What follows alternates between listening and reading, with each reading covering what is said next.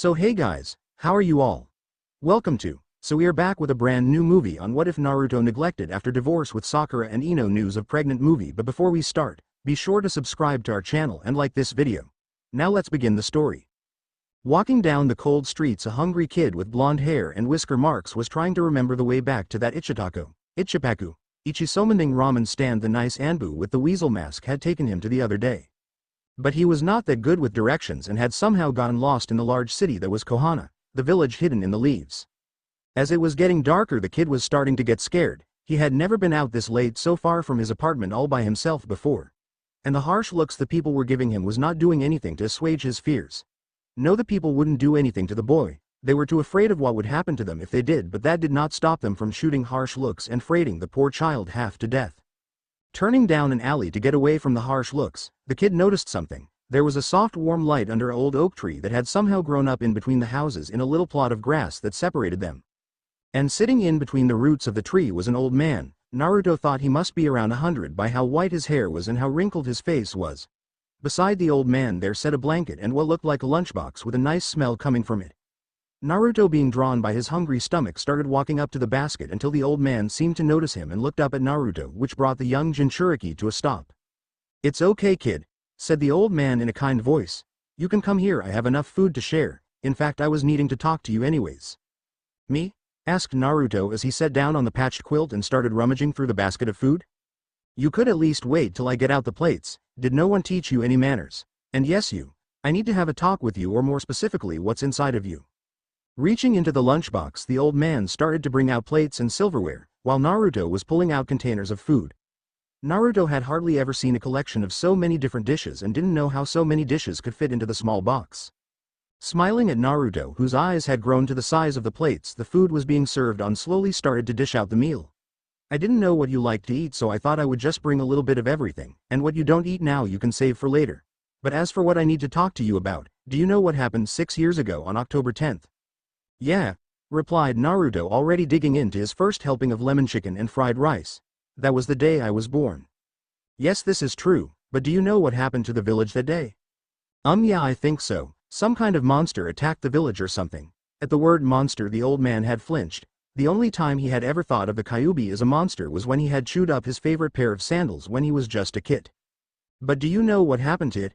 "Yeah, the fourth Hokage killed it and saved the village, but he died during the battle." Looking at his plate, the food all but forgotten, the old man replied, "That is close, but that is not what really happened. You see, the fourth could not kill the fox, it was too strong. The best he could hope to do was seal it up inside his own child. That would be you, Naruto. You are the holder of the nine-tailed fox." Mouth agape with a little bit of food spilling out of the open maw, Naruto was surprised. No, beyond surprised, more like blown away, awestruck, and scared. "May I have the fox sealed in me?" he asked, looking to the old man for answers. "Yes, you are its container, its cage to keep it from getting out and attacking the people of this village, and with that comes some of his chakra and healing abilities. But I need to talk to the fox because the one I know would not attack a village without good reason." "But how can you talk to him if he is inside me?" asked Naruto. "I'm not the only one who can do it. You can talk to him to any time you want. All you have to do is relax your mind and look for that calm center inside yourself and go towards it. I will guide you and come with you on this trip." And with that said, the old man reached behind his back and pulled out a staff that had seemed to grow right out of the tree and hit Naruto over the head with it, resulting in a solid thunk. "Oh dear, that was loud. I hope I didn't cause any damage," thought the old man as he slowly felt his mind being separated from his body. Standing in front of the cage was an old man dressed in strange robes, dragging his staff across the bars, apparently trying to wake up whatever was residing inside the cage. Behind the old man was a young kid with blonde hair passed out on the floor. "Well, I guess that first trip was a little much for him. Hopefully he will wake up soon." "Who dares wake up the Kyuubi no Kitsune, lord of all foxes and protector of forests?" yelled a very large and very pissed off looking red fox. But the old man didn't even flinch. Instead, he just stepped up to the bars and started laughing. "Kurama, will you stop with the posturing? You're not scaring anyone, and it isn't cute anymore now that you are not a kid." Glaring at the old man, the nine-tailed fox let out a threatening growl. "How do you know that name?" he commanded, "and how is it you were able to enter here in the first place?" "How do I know it?" asked the old man, finally stepping into the cage and in full view of the fox. "I was the one who gave it to you, of course. Or have you forgotten it after all these centuries, as like you have forgotten your mission? Sage Sama, but we thought you were dead. We hadn't heard from you in so long." But I do not see the point in the mission. Why must we help these people who would only lock us up and use us for war? The Kyuubi was now getting very riled up, and it seemed like the old sage was just gonna sit there and let him vent. And that masked man, twice he has forced me to fight for him, and the second time I woke up there were a lot of very annoying little people poking me with really annoying pointy pieces of metal. Then, as if that wasn't enough, I get forced into this container who will probably just use me like all the rest. At some point during the angry monologue, the sage had gotten up and moved over to the fox and started to rub the fur behind its ears as if to calm it down. I am dead. You could say I got a visitor's pass for the day to come meet with you. Kurama, you are letting your hate cloud your judgment. After all this kid has been through, do you think he will end up like the others? Besides, he is very important. His family are direct descendants to mine. Some of the Uzumaki have even been known to have the Rinnegan. And though this child does not possess it, he holds something much more powerful. He holds my abilities and the power to bring peace and change to the people around him. He also might have a gift for his clan's abilities at sealing, plus with the extra chakra he will be a really strong summoner. Standing up and brushing himself off, the sage glanced at the fox. He has a great destiny, but not an easy one, a destiny full of love and sadness, hope and despair, full of friendship and betrayal. But he will not be able to do this alone. He needs a friend, a confidant, a teacher. And Q-kun, this is what I want you to become. Help him grow, help him learn, and maybe through you helping him you will remember that not all of humanity is bad. The large fox watched as the old man slowly started to fade away until the only thing in the cage to remind him someone had been standing there was 2 footprints. As you wish, said the fox, speaking to the air. I will watch over the kid and train him to be a great shinobi. He may be even as good as you were, old man. Just as the sage of the 6 paths left, the young blonde started to stir. Fighting against the headache from being whacked in the head by the large stick, the would-be ninja started to sit up and look around. The first thing that he noticed was that wherever he was, it was cold, damp, dark, and there seemed to be pipes and hallways leading off into other rooms. But what really caught his eye were the large bars like the front of a cage meant to keep something very, very large in. And as they say, curiosity killed the cat, and like any child, Naruto was very curious of what was inside the cage. As he moved closer, he started to see a shadow moving inside of the cage. Coming up right next to the cage, he could make out red fur on the animal behind the bars. Kitty! Yelled the young ninja, trying to get the attention of the creature on the other side of the bars. I am not a cat, yelled the fox. I am the Kyuubi, the legendary 9-tailed fox, not some lazy pile of fur. Around that time, a young woman from the hidden rock got the strange urge to go to Konoha and strangle a certain blonde, but just shrugged it off to a heavy training schedule and went off to find her some nice milk. Back in his mindscape, Naruto started backing, scrambling away from the bars in fright, while everything that had happened that night started to come back to him. The tree, the food, the old man and his stick. The old man, where was he? Hey fox, wasn't there an old man? Come here with me. First off, kid, the name is Kurama, and as for the old man, he was the legendary sage of the 6 paths, and he is gone now. Really? But I thought he wanted to talk to you about something, and why didn't he say goodbye if he left? Well, for one, you were conked out over there on the ground the entire time he was here, replied the fox, and we did get a chance to talk. You see, the sage is the one who raised me and all of the other Biju. He is like a father to us, and he asked me to train you to become a strong ninja. A ninja? You will help me, said Naruto, suddenly jumping up and down in excitement and stars in his eyes. I can't wait to become a strong ninja like the nice silver-haired one or the one with the weasel mask who are always watching out for me. But stopping his bounding around for a minute, Naruto started to wonder, but why me? Why would you and that old sage help me, and why did you get sealed in here in the first place? Laughing at the antics of the young boy, Kurama thought how would be best to answer without overloading the child with too much information all in one night. Coming up with a solution, the fox started to speak. Ridoku Sennin seems to think that you will be able to become a great, if not the greatest shinobi in history, but as to why he thinks this and why I am here, we should really wait till we can speak to your Hokage. You should go speak to him when you wake up. Wake up? How am I supposed to do that and get out of here? Just imagine yourself waking up, and then you should feel a tug in your mind. Also, now that we have contacted each other, I will be able to talk to you while you are awake.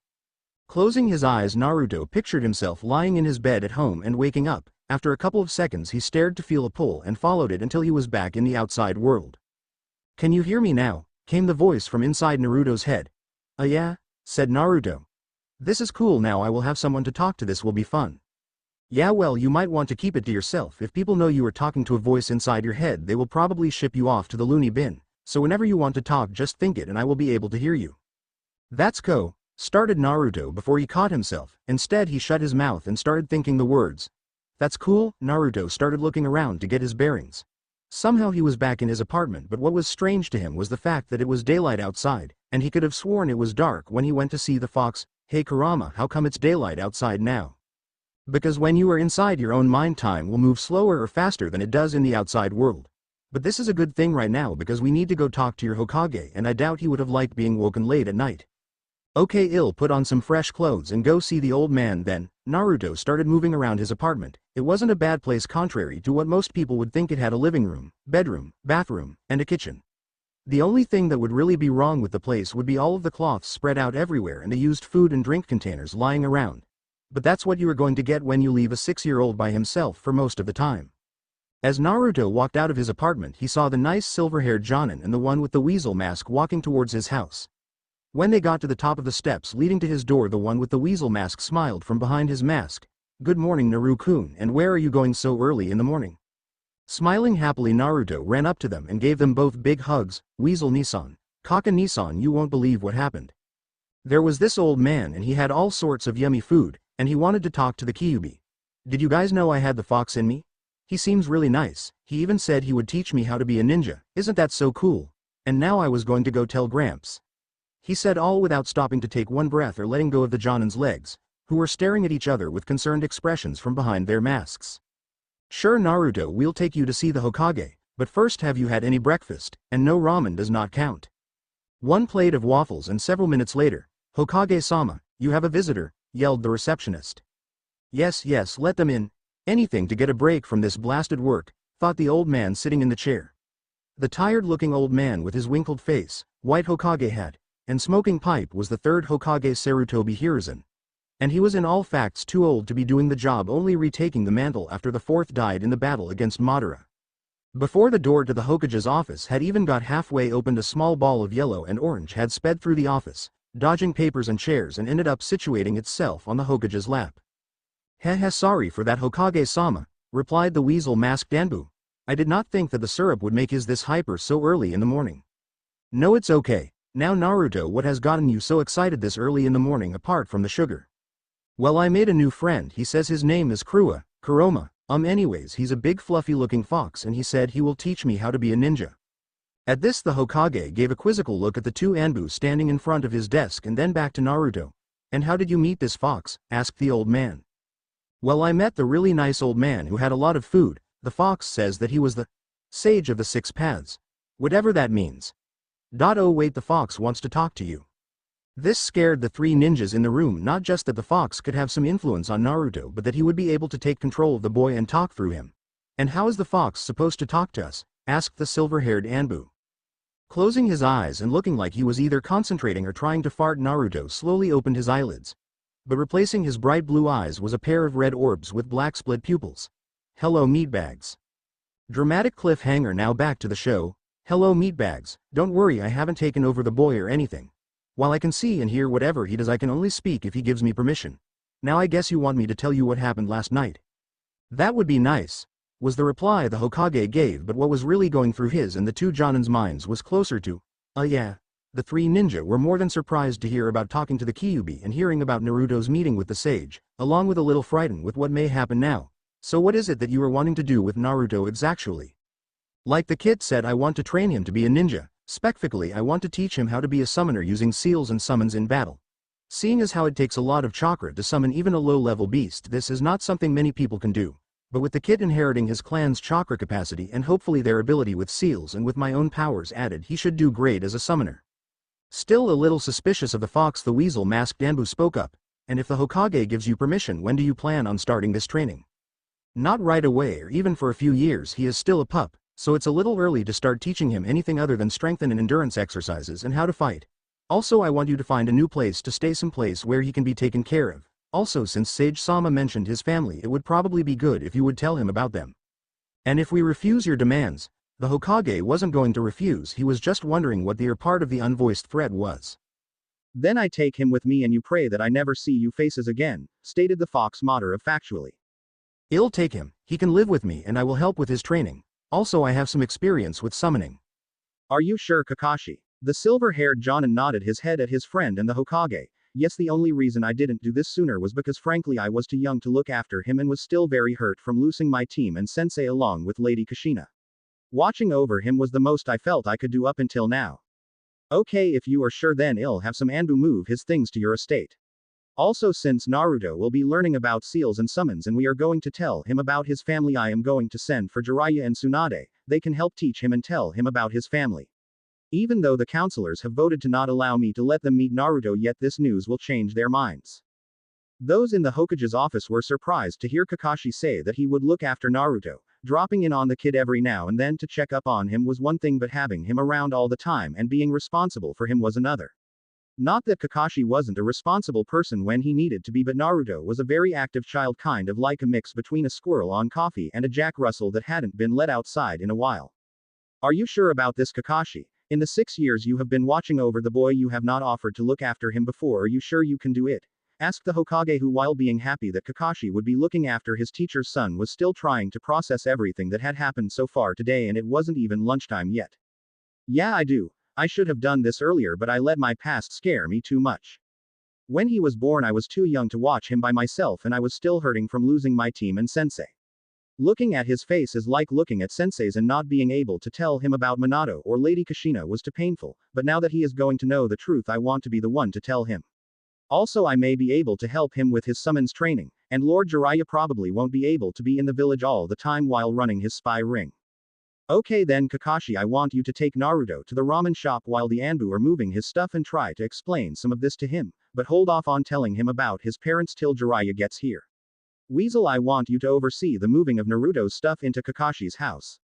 Hi Hokage-sama, said Weasel right before using Shunshin to leave the room. Looking back over at a now normal Naruto, the Hokage was beginning to think how he was going to word the 3 letters he was going to write, one to Jiraiya, one to Tsunade, and one to Shizune to convince Tsunade to come back. Yep, and it wasn't even lunch yet. At Ichiraku ramen stand was a small little place built into the side of what appeared to be someone's house, the kind of place most people would probably walk right on by without giving it a second thought. But if one was to go inside of the little stand past the paper curtains and sat at one of the stools and ordered, then that person would learn 2 things. The first was that this place was the home of the best ramen in any of the elemental countries, and the second being that a lot of big names came to eat at the stand, like the 3rd and 4th Hokages, Kushina Uzumaki, and the future Hokage wannabe Naruto Uzumaki. Man, how can the kid be on his 2nd bowl already, or better yet, how can he be eating again? We just had breakfast right before we went to the Hokage's office, thought the silver-haired scarecrow, who was somehow managing to drink his tea without removing his mask. Naruto, I need you to stop eating for a second and listen to me. Naruto finished slurping up the noodles he had in his mouth and turned around to look at Kakashi. Now, while your friend was talking to the Hokage, and he felt that it would be a good idea if you had someone to look after you on a more day-to-day basis, and I felt that I owed it to your father and mother to look after you. Wait, you know who my mom and dad are? Tell me, pleaded the blonde, and by pleaded he used the big sad puppy eyes jutsu, which combined with his whisker marks made it just about too cute to withstand, just about. Yes, I know who they are. In fact, your father was my teacher, but I cannot tell you right now. Simply cause the Hokage made a promise that someone else would tell you when the time was right, and if they can be reached they will be here in a couple of days. Oh, who is it? Asked the blonde, even if he was slumping back in his chair from not being told who his parents was. They are your godparents. Both are famous ninja. One is known as the top medical ninja in all of the world, and the other is known as the Toad Sage and runs a huge spy network. And until they get here you will be living with me. Are you adopting Naruto, Kakashi? Asked the cute little brown-haired waitress who had just caught the end of the conversation on her way over to refill Kakashi's cup. That's so good. Naru needs someone to look after him. I think it's really nice to see grown men not afraid to take care of kids. Thank you, Ayame. Wow, she's cute. Maybe having little Naruto around will help me pick up girls. Maybe I should go test it out. And Naruto does need some new clothes. Naruto, before we go to my estate we need to go shopping and get you some new clothes and other things. Land of Hot Springs. The land of Hot Springs, a land known far and wide for its beautiful mountains, cozy hotels, and of course its outdoor springs. A perfect place to come relax, kick back, and maybe do a little research. And by research, that meant sitting in a tree some 30 yards away peeping on the women's side of the resort with a telescope. Oh ho, that's nice, asterisk boink ehh. What was that? Said the white-haired peeper. Oh, leave me alone, you stupid ape, I don't have any bananas for you. That comment seemed to make the ape mad enough to kick the white-haired pervert out of the tree. Stupid monkey, why can I never get any research done without someone coming along and disturbing me? I am not an ape. I am a monkey under the command of Lord Enma and am here to deliver a message to you. Jiraiya sat up and started brushing himself off, If the Hokage had sent one of his summons to deliver a message instead of a courier hawk, then it must be of the utmost importance. He was already running through the reasons the Hokage could possibly want to talk to him, and none of them seemed like they would leave him much time for his research in the near future. Okay, you little poop slinger, what do you want? The Hokage just said that Naruto has met his tenant and that you are needed back at the village now. Yep, no more research for me for a while. Naruto looked around the house, excited to finally be living somewhere other than his apartment. Not that his apartment wasn't nice, but this place was huge, at least to a 6-year-old, and most importantly he had someone there to live with and talk to. Well, really 2 people, but Kurama wasn't very talkative at the moment. He was still trying to decide how he was going to handle the new changes. Kakashi's house was a large 2-story building on the outskirts of Konoha. It was white with black woodwork and was flanked by trees and had a small training field in the back. The house was surprisingly large for the self-proclaimed bachelor. It had 3 bedrooms, 2 bathrooms, and the main hallway led to the den with the kitchen off to the left and a stairway leading upstairs to the right. Okay, Naruto, we'll go put this stuff in your room. I told them to give you the large one at the end of the hallway. Several hours earlier, Market District, defiantly going to have to get him some new clothes, not orange, maybe something cool looking, thought the silver-haired Anbu, who was currently picturing a mini Naruto dressed exactly as he was and brandishing a kunai. The market district in Konoha is really close to the main gates of the city with large roads, so carts and goods could be moved swiftly without disturbing people or traffic. Today the market looked especially busy, with people flitting from one store to the next. One could find about anything in the stores, from clothes and weapons to simple things like books or appliances. Naruto was excited to come to the market. He hardly ever came here. The people were not that nice to him and it was a long way from his apartment. Usually Naruto would go shopping at this run-down thrift store near his place. It is also where he got his orange jackets at. The old lady with the Coke bottle glasses said he looked really good in it, though it was surprising she could see anything through the glasses. The first shop they went in was actually a bookstore. No, not an adult one. Kakashi had all of the current ICHA series so far. This bookstore sold how-to guides and learning manuals to give kids a head start on how to be a ninja, with titles like Baby's First Shuriken, Chakra Natures in You, and All Hail the Mighty Log, Laws of the Ninja World. Kakashi figured that if he was going to be spending so much time with his sensei's son, then he should teach him too, and these books would give Naruto a great head start. After picking out a couple stacks of books, they headed over to a weapons shop called the Weapons Sanctuary, which was known for selling really good weapons and ninja gear. After he walked into the store and saw all of the racks that went from one wall to the opposite one, Naruto was amazed at the number of weapons and gear. He had some rusty kunai that he had found at one of the training fields at home, but he had never seen some of the weapons in the store, and so many different ones in the same place. There were everything from small kunai to Fuma shuriken as tall as he was, sitting alongside tantos, katans, tonfas, and even weapons from some of the farther away countries like broadswords and war axes. "Whoa," said Naruto, eyeing one of the swords. "Can we get one of these to train with?" "No," replied Kakashi, who was enjoying his day with his new ward. "We need to wait until you get a little taller before you start training with swords, and I have some practice shuriken you can use at home." Kakashi and Naruto made their way to the back of the store where the clothes were kept. While they were in the back browsing through the selection, Kakashi came to realize the kid had no sense of style. Just like the author, so he had to take it upon himself to pick out Naruto some good clothes before he ended up dealing with a mini guy. -1 week later, coming towards the main gates of Konoha was a blonde-haired woman who seemed to be in an argument with her 2 traveling companions, a young black-haired girl holding a pet pig, and an old man with long gray hair and wooden sandals. "And you just decided to leave him on his own, Lady Tsunade? Maybe you should let Lord Jiraiya finish explaining." "Stay out of this, Shizune." "And you," she said, whipping around to point at Jiraiya. "Did you even think about taking him with you?" "Now wait a minute, I most certainly did." As they started to reach the gates, Jiraiya was getting tired of having to defend himself again and again ever since meeting up at Tanzaku Gai. "But it was too well known that Minato was my apprentice, and it wouldn't take long for people to put 2 and 2 together. I figured he would be safer in Konoha with the ninja forces to protect him." By now the fighting had grown so heated that they marched through the gate and past Izumo and Katetsu without even noticing. Then shouldn't he and everyone know, so he could have gotten the proper training and protection? Well, maybe, but before the Toad Sage could say anything else, he was interrupted by a poof of smoke and the arrival of an Anbu bearing a weasel mask. "Lord Jiraiya, Lady Tsunade, pardon the interruption, but I have been sent by the Hokage to welcome you back and escort you to his office." Ignoring the stammering Jiraiya, Tsunade turned to the Anbu. "Thank you, please lead the way." Hokage's office several hours later. "So you see, that is what we're dealing with. Naruto is staying with Kakashi for the time being. he said looking at the three people seated in front of him. Tsunade and Jiraiya were sitting in the chairs farthest away from each other with a really haggard Shizune sitting between them as a human buffer. Picking up his pipe, Hiruzen took a long drag, wondering what they were going to do. If his students were finally going to come home and stay, maybe he could convince one of them to take up his position. So what are you going to do after you tell him? Naruto has grown very fond of Kakashi over the past week, and I must say Kakashi has grown quite attached to Naruto also. After a couple minutes of thought, Jiraiya was the first to speak. As much as I miss seeing Naruto, I still need to go out and check on my network, but I will defiantly try to be in Konoha more often. Well, I'm not going to abandon him again, shouted Tsunade, looking ready to jump over Shizune and give the pervy sage another dressing down with her fists. Hiruzen, seeing an opportunity there, decided to pipe up. Then if you were going to stay, is there any way I can convince you to restart your med program? While I might get a job at the hospital to have a little extra cash, let me spend some time with my grandson before I make up my mind. I can accept that for now, replied the Hokage, standing up and walking to the front of his desk. Now let's go see Naruto. Kakashi's house. Naruto was sitting on the sofa in Kakashi's house with the books they had bought laying all spread out on the coffee table. Naruto was so into studying at the moment because Kurama and Kakashi told him they wouldn't teach him anything until he had read and understood his books. His studying ended up being interrupted by a knocking at the door. Naruto, could you get that? I'm a little busy in here, yelled the silver-haired Jonin from the kitchen.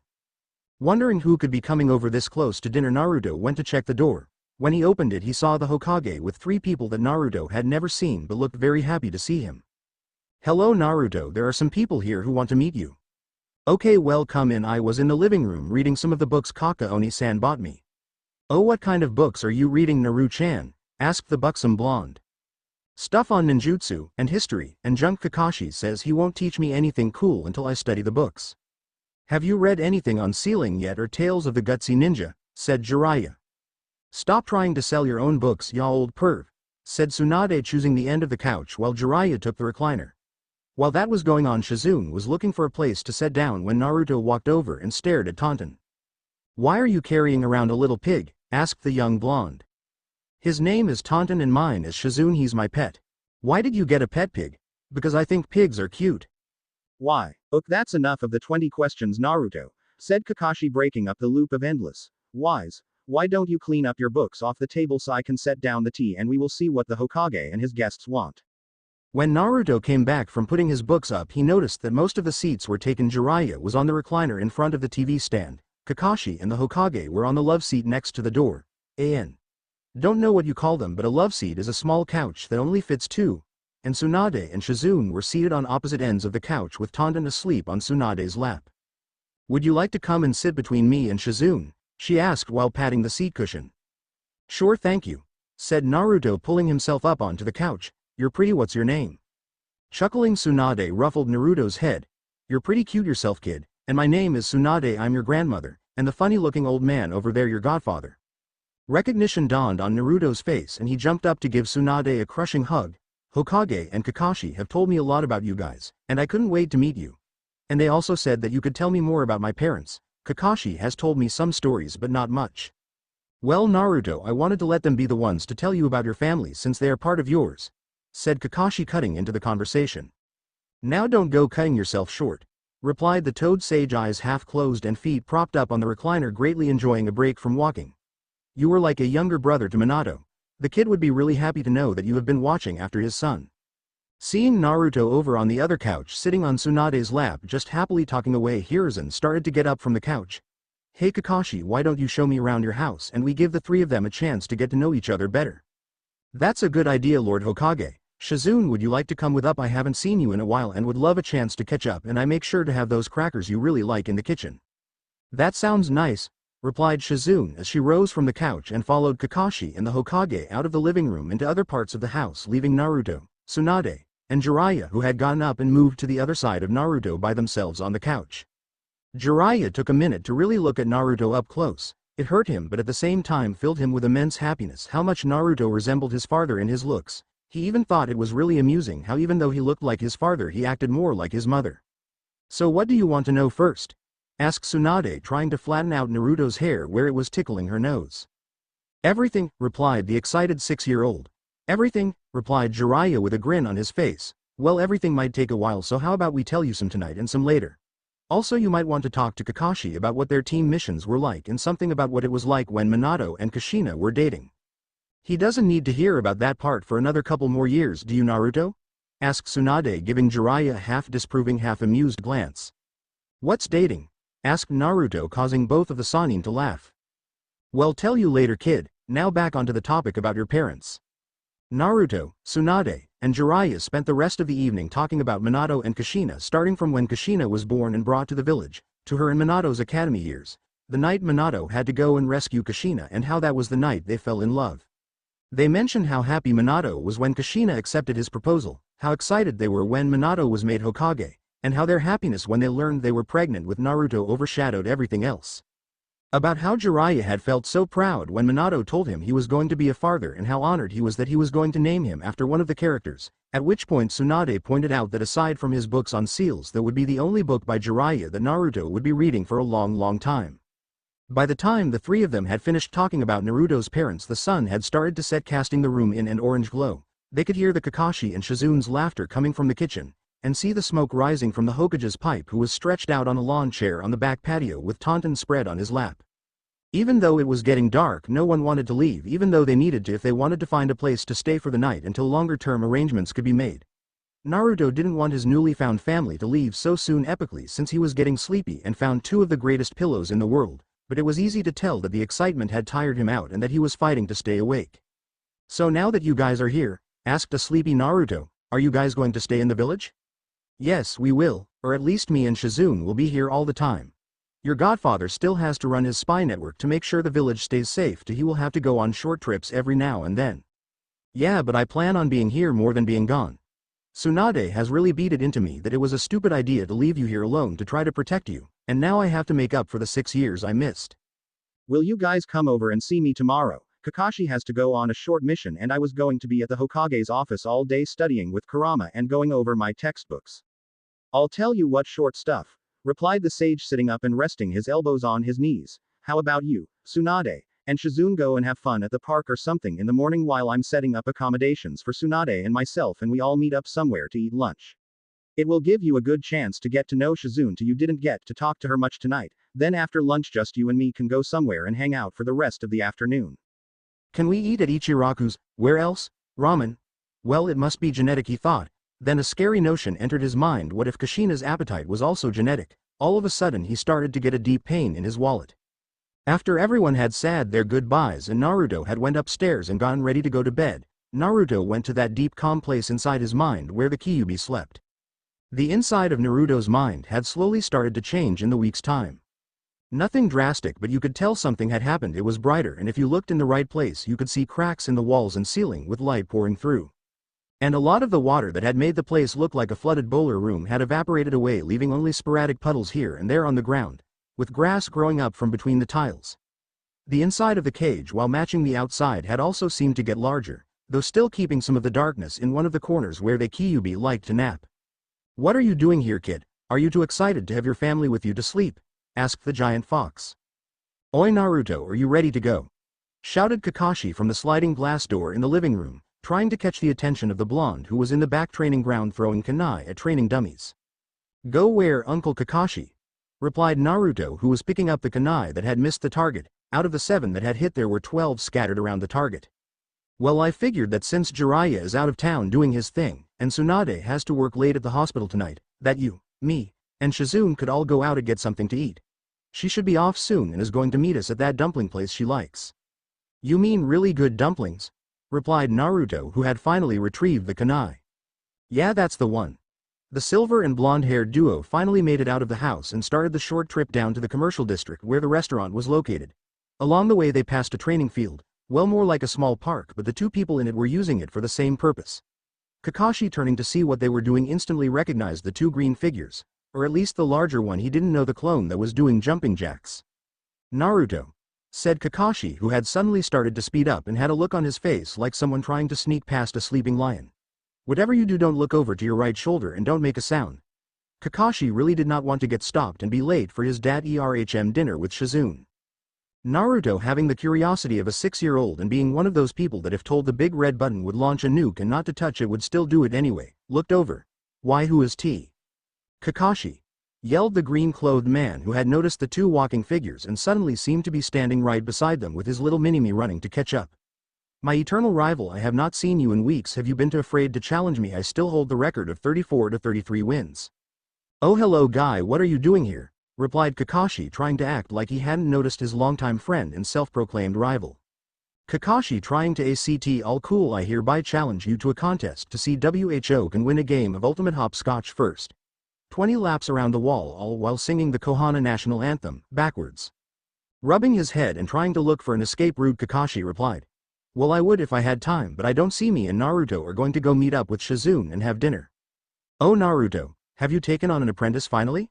Well, let me introduce you to my own apprentice Rock Lee, he said, introducing the little green clone that was standing at his hip. Naruto found the whole thing funny. First this strange guy comes up to them wanting to challenge them to a contest, then he introduces his young student who looks exactly like him. Same green jumpsuit, same bowl-cut hairstyle, they even had the same bushy eyebrows that looked like two caterpillars had decided to nest on their foreheads. No guy, Naruto is not my apprentice. I decided to look after him from now on. Well, me, Master Jiraiya, and Lady Tsunade. But he's been living at my place for the past couple of weeks. Hello Naruto, shouted Lee, poking out his hand and waiting for Naruto to shake it. I am Rock Lee, Guy-sensei's pupil. It is nice to meet you. Yeah you too, replied Naruto, who was to be honest a little freaked out. Yeah, the kid had a literal giant city destroying monsters sealed in him, but that was nothing compared to the two crazy green people standing in front of them. So are you training to be a ninja? Yes, I am going to be like Guy-sensei and be the best ninja in the village. No, replied Naruto. I'm going to be a ninja like Kakashi and my grandparents and be the best ninja. I will. No I am. No me? Wow, Kakashi, looks like both of our students burn with the flames of youth, and Lee, looks like you have found your first rival. Remember this moment, because only with a good friend and rival can one push themselves and their youthful flames grow. Shouted Guy, who had turned to his young student with youthful tears running down his face. Yes, Guy-sensei, my flames of youth shall shine brightly. Oh Lee, Guy-sensei. Lee, Guy-sensei, shouted the duo as an ocean with crashing waves and a rainbow appeared behind the hugging duo. Kakashi, who had been immune to Guy's brand of insanity for a couple of years, looked over to see how Naruto was doing. And not so good, his mouth was hanging open and his right eye had gotten a twitch. Kakashi, acting before his ward's mind could melt from the craziness, picked up Naruto and used a shunshin to quickly leave the area. Finally, having his brain restart itself, Naruto looked up at Kakashi. Who or what was that? That my cute little nephew would be one of my oldest friends, Guy, and his new student Rock Lee. Okay, said Naruto, not really done with his questions. What was all of that about flames of youth and being Lee's rival? Oh, that don't worry about that, it just means that sometimes you two can challenge each other to contest to see who is the better ninja, or just to kill time when you are bored. Chuckled Kakashi, who finally started walking towards the restaurant. And what was with the hugging and the rainbow? Stopping dead in his tracks, Kakashi put his hand to his chin. Yeah, no, I'm not really sure. Oh well, we don't want to keep Shizune waiting much longer, let's go. Story 2: Monsters under my bed, monsters in my head. Naruto looked around the large room that Kakashi had given him. During the day the room was large, with a king-size bed and nightstand off to the left side of the door and a dresser, mirror combo on the right wall with a large closet. There was also an old desk with a bookshelf above it sitting in front of the wall opposite the door with a large glass window that let sunlight stream into the room. But during the night the room took on a completely different feel to the young ninja. Epically, when there was a thunderstorm, each flash of lighting would send shadows racing across the room, turning the closet into the gaping maw of a monster, and the dresser into some beast waiting to attack. Naruto was much too scared to go for help, for he knew that as soon as he put a foot down the monsters would come out from under the bed to get him, so he spent hours sitting in the middle of the bed trying not to fall asleep or leave any body part exposed from under his covers. Can't fall asleep, thought Naruto, who tilted his head to look over the side of his bed. Hey, are there any monsters under my bed? Called out the blonde. Wait a minute, why would they answer my question if they were? Maybe Kurama can help me? Kurama, can you help me? Unlike Naruto, the Kyuubi was fast asleep enjoying dreams of whatever large monster foxes dream of. Yawn. What do you need, Kit? He asked, coming fully awake once he sensed his host's fear, but relaxing when he did not sense any enemies nearby. Well, you see, it's really dark and scary in here, and I was wondering if you could scare away any monsters in the room. Like from out of my closet and under my bed. Ha ha ha. The Kyuubi roared in laughter from inside his cage. Hey Fuzz, but what's so funny? The monsters could come and eat me and then I would be dead, then how would you feel? Kit, there is no reason to be afraid of the dark, the shadows are your friend, and there are no monsters in your room. Besides, you have me, the Kyuubi no Kitsune, Lord of all Foxes. No monsters would come within 50 miles of you with me around to protect you. Really, thank you, Kurama. Don't mention it, replied the Kyuubi, happy that he was able to calm down his host. Also, the Kyuubi suddenly got the strangest craving for a tuna fish sandwich. Putting the strange thought up to being half asleep, the fox decided to forget about it and follow his young pupil into dreamland. Yes, there was a Calvin and Hobbes shout-out. Didn't start that way, but it worked. If you don't know who that is, then look up the comics because they are funny. Story 3. A day at the fair. Currently the town was abuzz with people running around its streets and parks, setting up stalls and rides, putting up flyers, and stringing banners and ribbons across the street. People were also flooding in from the main gates from the outlying villages closest to Konoha, all wanting to be there for the first day of the summer fair. The summer fair, also known as the Leaf's Flame Fair, was held every year to celebrate the end of the Second Shinobi World War and the inauguration of the third Hokage, along with the death of the second. And this year Naruto was extremely happy to be going. Usually he shied away from stuff like fairs cause of the large groups of unfriendly villagers and watching all of the kids there with their families. This year Naruto was going to be one of those families. Tsunade and Jiraiya had decided on a day of just the three of them at the fair. Kakashi and Shizune would have came, but Kakashi was currently on a mission and Shizune was on call at the hospital. Being the first fair that he had been to, Naruto was excited and insisted that he sit on Jiraiya's shoulders to be able to see everything.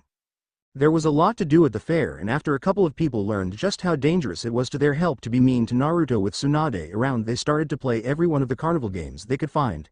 Naruto actually won a couple of trophies from the ring toss and shuriken throw from where he had been training. Though his favorite trophies were the large stuffed frog that Jiraiya got on a guessing game, and the fourth Hokage-themed bathrobe Tsunade won in one of those strength games where you have to hit the mallet and ring the bell. After trying out the games, they decided to go get something to eat or a lot of somethings. With people coming in from all around the Fire Nation, there were many different types of food to choose from. After that, the trio decided to take in some of the other attractions like a funhouse with mirrors and ghosts, jugglers, actors, and those people who draw the funny caricatures. Some people were even giving rides on large summons, one of which Naruto thought was a statue and wet himself when it turned around and sniffed the back of his neck. Finally, night was approaching and people were trying to find the best spot to watch the fireworks that were going to be shot off from the top of the Hokage monument. Naruto, Tsunade, and Jiraiya found a nice spot on top of the Hokage tower to watch as the fireworks shot up and filled the night sky. And somehow, despite all of the noise, Naruto was able to fall asleep in Jiraiya's lap halfway through the show. Story 4. A Field of Cherries. Jiraiya had decided to take Naruto to one of Konoha's many parks today just to hang out and spend time with his favorite blonde, since he had been out of town for a couple of weeks checking out some things in his spy network.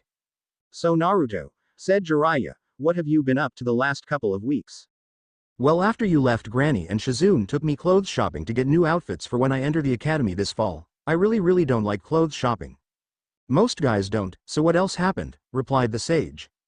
Not much. I hung out in the Hokage's office some. Itachi, he's one of the ninja like Uncle Kakashi who used to look after me. He came over and brought his younger brother who was my age and we played for a bit. We even had a sleepover.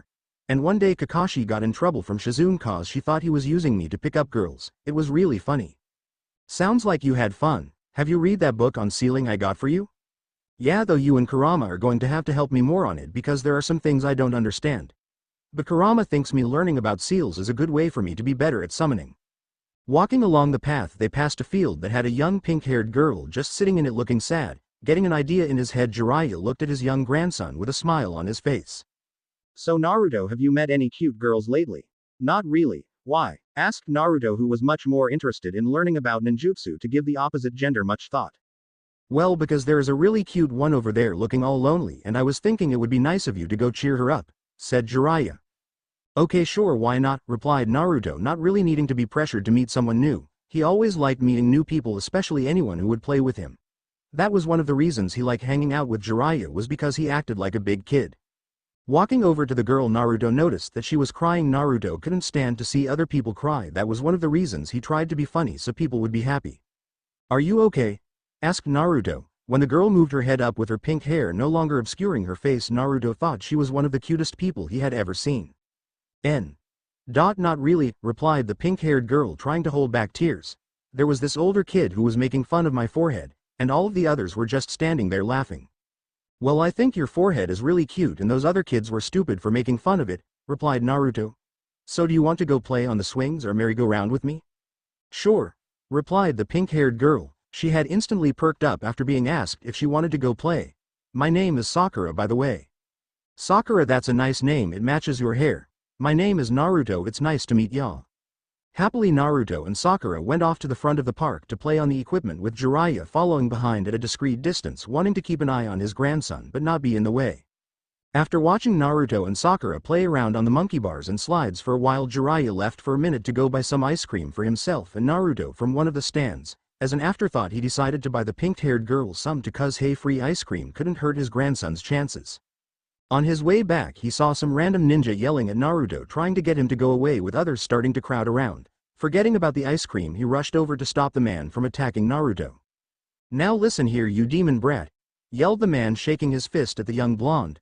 No one around here wants your kind. The man suddenly stopped as he felt a very large, very heavy hand fall on his shoulder. May I ask what it is you think you are doing? Asked the owner of the hand in a voice that would have caused the Kyuubi to stop and reconsider what it was doing. Well, I was telling this demon brat to get lost, and we don't want to see him around here playing with our children, replied the ninja. And what, pray tell, makes you think my cute little grandson is a demon? Replied the voice, stepping around to the front of the man. Looking over the group of concerned parents, Jiraiya sent out a pulse of killer intent, making sure to not hit the kids with it. I will not let you fears and prejudice cause harm to my grandson, and if I catch anyone doing it again, I will show you why I earned my title as a Sanin. After that little speech, the group started to break up and disperse. What was that all about? Why was that guy being mean to you? Asked Sakura, worried about her new friend.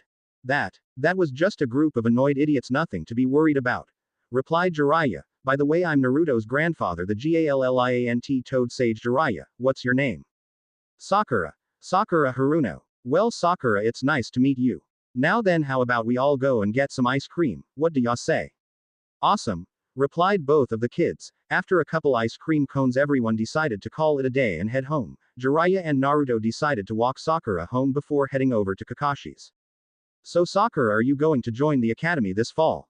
Asked Naruto, walking beside Sakura, and just like before, Jiraiya hung a bit back to give the kids some space. I haven't decided yet, are you? Yeah, I want to become a great ninja like my grandparents and uncle. I think it would be great if you joined, then I would have another friend at the academy.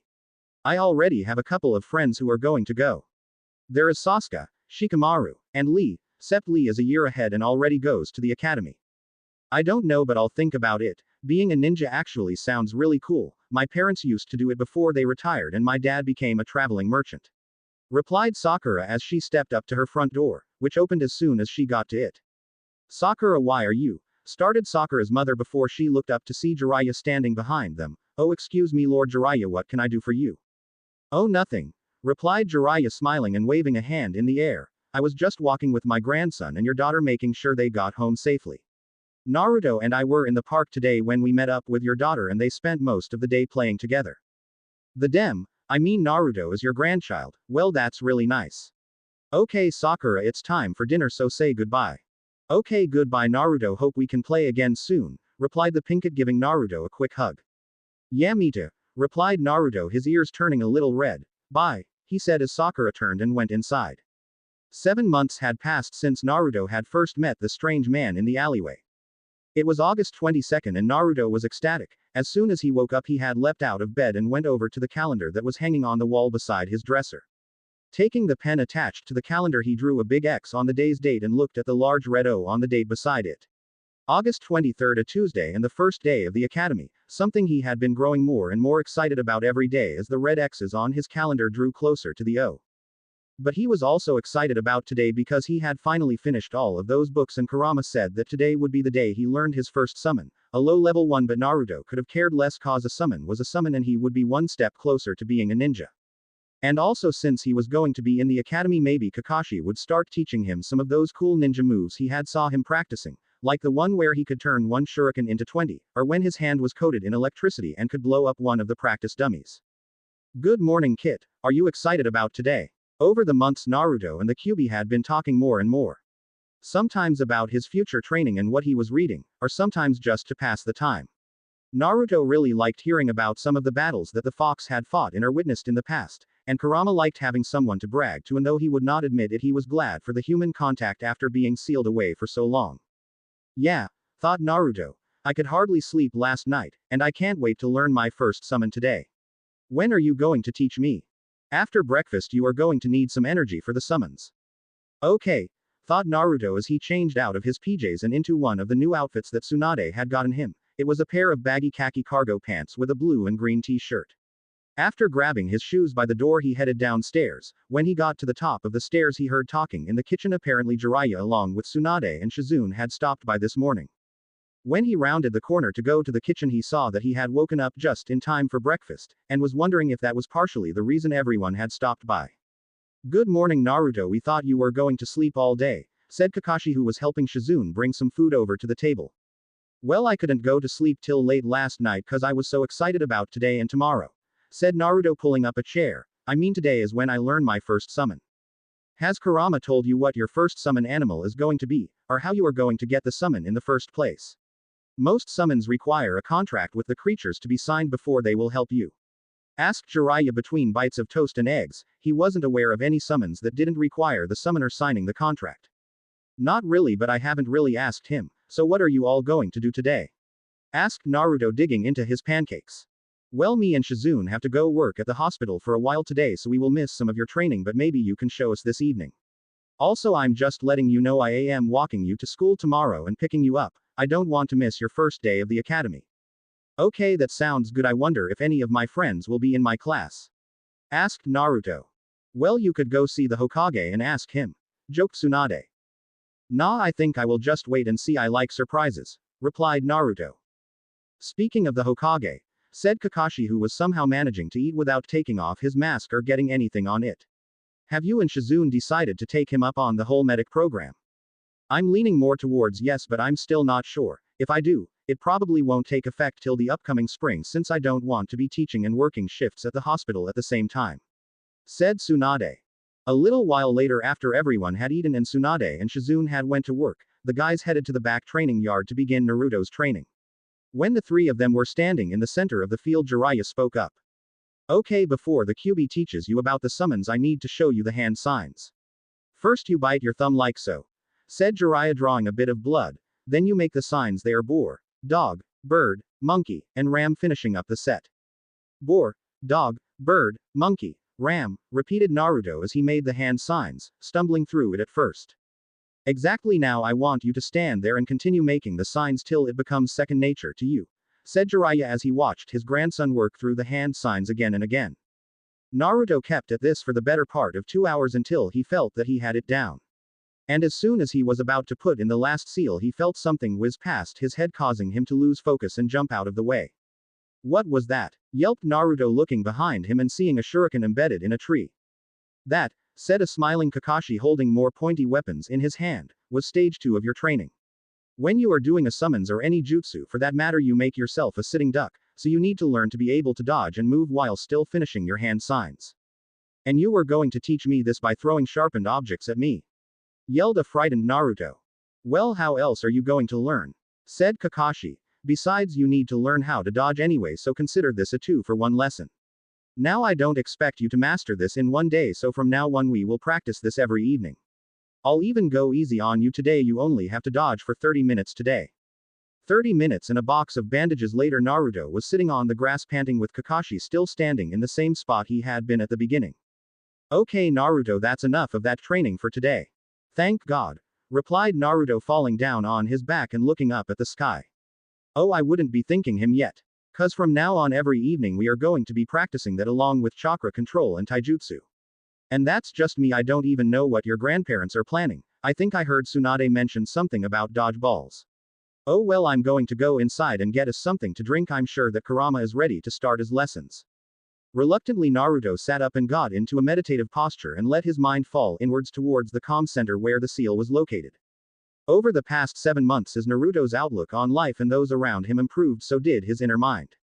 No longer was it a dank sewer but a large room with 3 walls and large bars where the 4th wall would have been.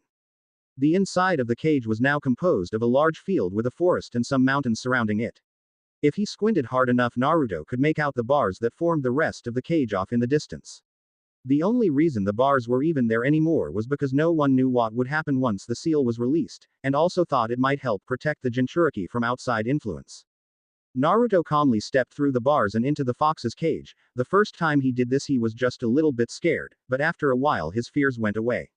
Besides, the only thing as good as two big soft pillows to lay your head on is a large furry one. Naruto walked over to the tree where the Kyuubi had fallen asleep and started to shake him awake. Hey Fuzzbit, it's your turn to teach me now, said Naruto, slightly angry at the kitsune falling asleep while his own uncle tried to murder him during training. Haven't you ever heard the saying let sleeping dogs lie?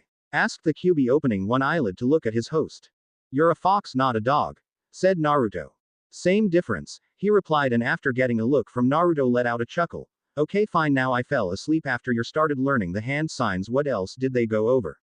Nothing much, said Naruto, except for the fact that Kakashi tried to skewer me with his shuriken and kunai, saying I needed to practice dodging. He was right, it's always good to stay mobile. The only problem with summoning is finding that break in the fighting where you can summon your companion. As you get faster making the hand signs and when you have a team to guard you for those precious seconds, it will be easier, said the fox, dropping into what Naruto referred to as teacher mode. Now what can you remember about the lessons on summons? Naruto took a minute to go through all of his lessons and put what he remembered into some form of a coherent answer. Well, I remember that there are 4 types of summons and that a summon will stay until they either take too much damage and they feel their life is in danger or until the summoner dispels them. Also, depending on how much chakra is put in will determine what type and size of a summon is called. Correct, although with the summons I will be teaching you there will be some differences, said the fox. Like what? Asked Naruto. For each species of summon you will have to call out the species name and the name of the summon to differentiate between the different ones. Also, with most summons you would need to sign a contract with the race's leader. Since the first one you are going to learn falls under my command, you don't have to sign anything. Later on you might have to, but I'll take care getting out hands on it when the time comes. Tilting his head, Naruto just thought of a question. If I don't have to sign a contract, then how will I be able to summon the first time? The first time I want you to draw on my chakra. When you do, I will help make the connection to the summon animal. After that it should be just as simple as saying the name and doing the seals. Jumping up onto his feet, Naruto smacked his fist into his open palm. Okay then, let's do this, he said, getting ready to release his connection and go back to his body. Wait, I'm not done, shouted the Kyuubi, trying to catch Naruto before he ran off half-cocked. I still have to go over the 4 types of summons. Oh okay, said Naruto, setting back down. He had be ready and raring to get to the fun stuff only to be told he had to sit through more lectures.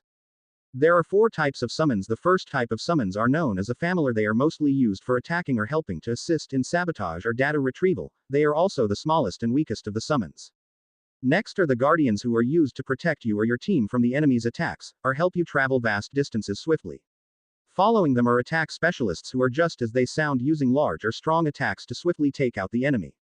And finally there are the boss summons, whose jobs are to fight other summons or take on whole armies at one time. Cool, which type do I get to learn how to summon first? Said Naruto, once again excited and ready to go. You will be learning the first type since it is the easiest and takes the least amount of chakra. Also, these summons are not stupid animals. They are there to help you and fight alongside you and should be treated the same as you would a human teammate, understand?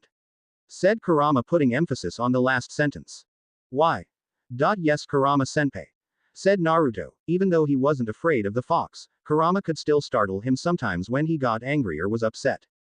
Okay then, now you may leave and begin. Yippee! Shouted Naruto as he jumped up in the air and started running towards the front of the cage. It was strange he could only leave if he was on the outside of the cage. After Naruto returned to his body, he got up and started going through the signs until he stopped halfway through. Kurama, how am I supposed to access your chakra?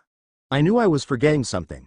Okay, the seal on the cage takes my chakra and turns it into yours. So reach out with your mind the same way you do for chakra, except do it like you were going to come visit. Okay, I think I got it, said Naruto, feeling a slight tug, but when he went to put his hand on the ground to complete it, nothing happened, not even a puff of smoke. Nope, I don't got it, sorry. It's okay, this just might take a little bit, replied the fox, surprised that he had done well enough to separate the 2 distinct chakras on his first go. Just keep at it until you get it. After going through the seals and trying about 20 more times, Naruto finally thought he had it. Okay, here we go for the money shot. Summoning jutsu, yelled Naruto, who was ecstatic as a puff of smoke appeared. As the smoke started to clear, he was able to start making out parts of the animal. Whatever it was small, only standing about a foot high. As more of it appeared, he said that it had a short bushy tail and brown fur. When the smoke finally dissipated, he was staring at a cute little brown dog, fox-looking animal, defiantly not what he was expecting. The 2 just stood there for a minute staring at each other, while a flood of different emotions went through Naruto's head.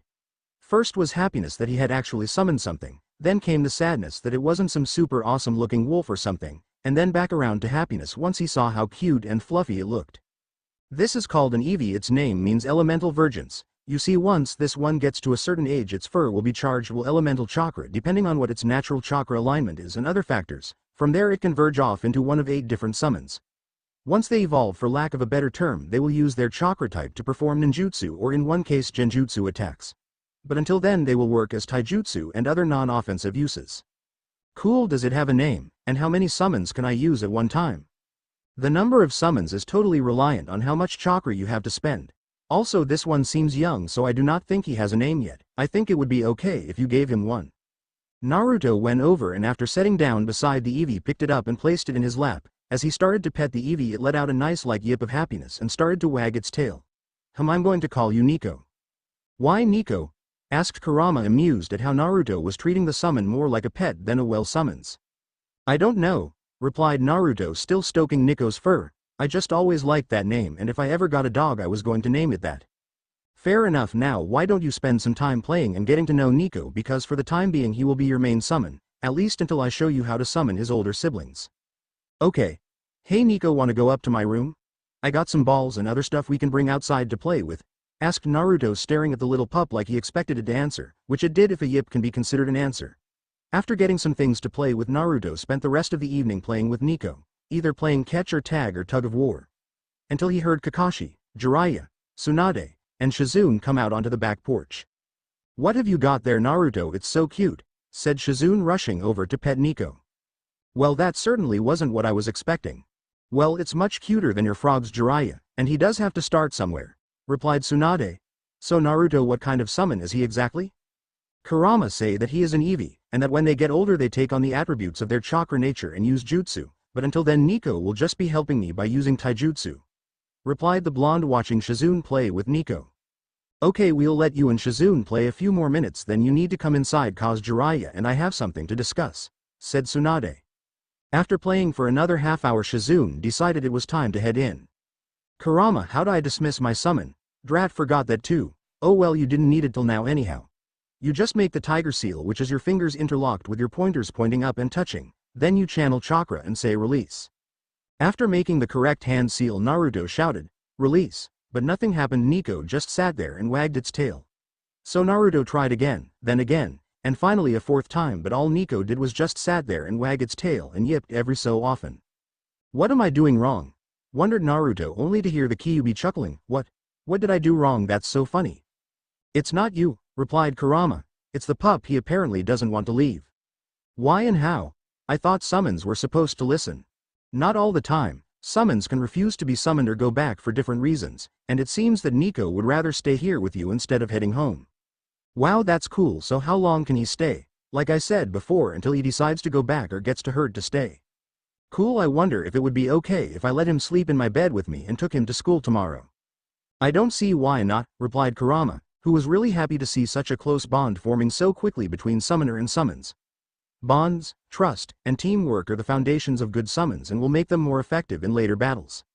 After that, Naruto and Nico went back inside the house to see everyone sitting in the living room.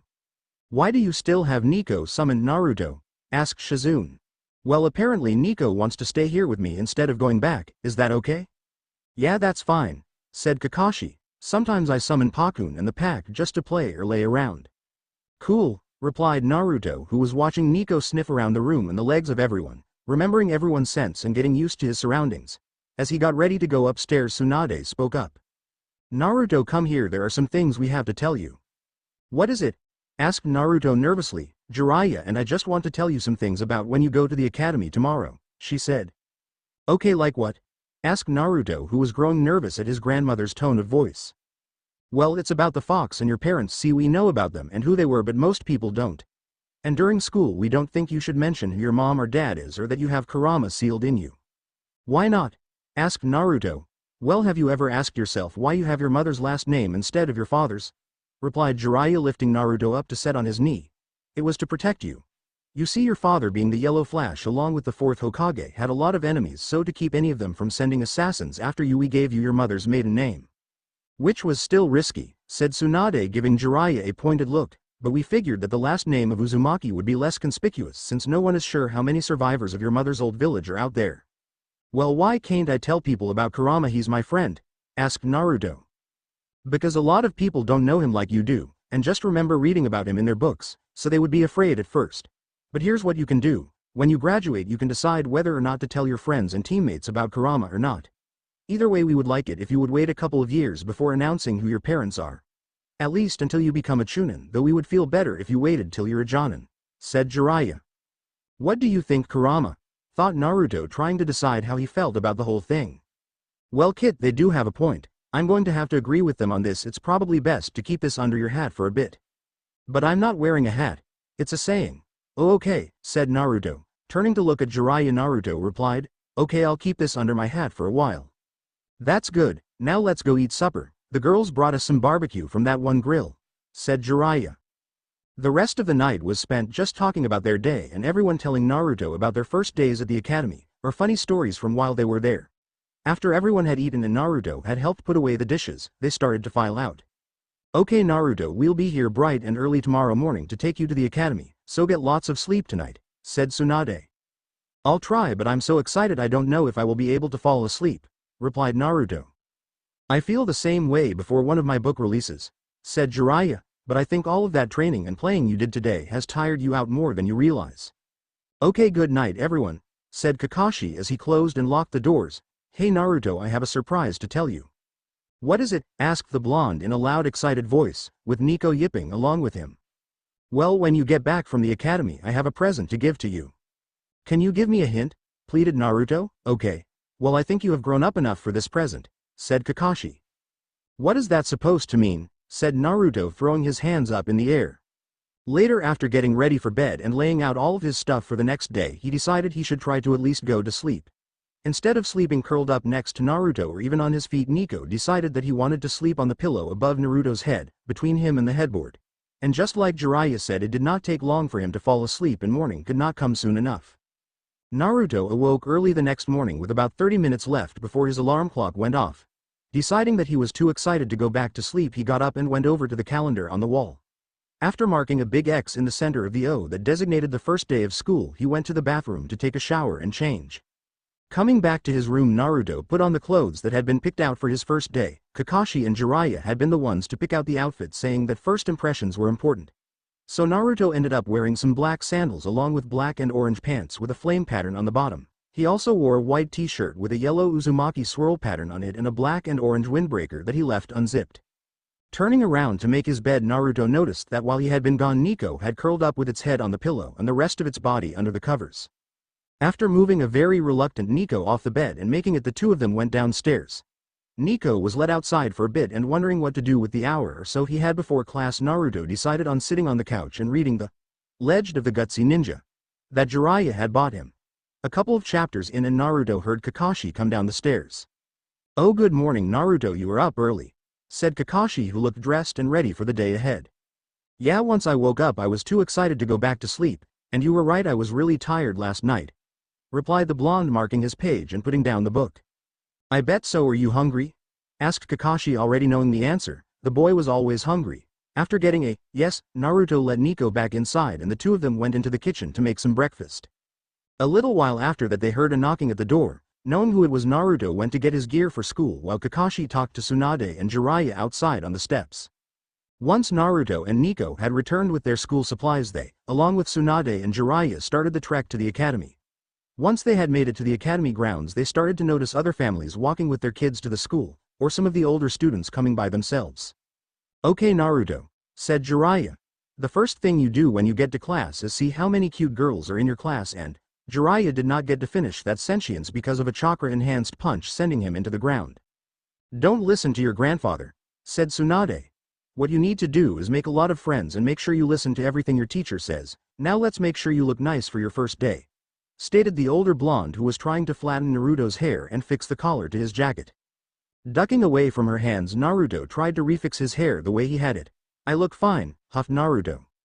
Naruto, hey, over here, yelled a bobbing head of pink hair that was running towards Naruto, followed by another head of blonde hair. Hey Sakura, said Naruto. I was wondering if you would be coming to class today. I'm glad you decided to. Yip yip, barked Nico, who was sniffing around Sakura's legs and wagging his tail wanting to be picked up and petted. Oh, who is this cute little guy? Naruto, when did you get a puppy? Asked Sakura, who had bent down and started to pet Nico's fur. His name is Nico and he's my summon animal. I just learned how to use summons night before last.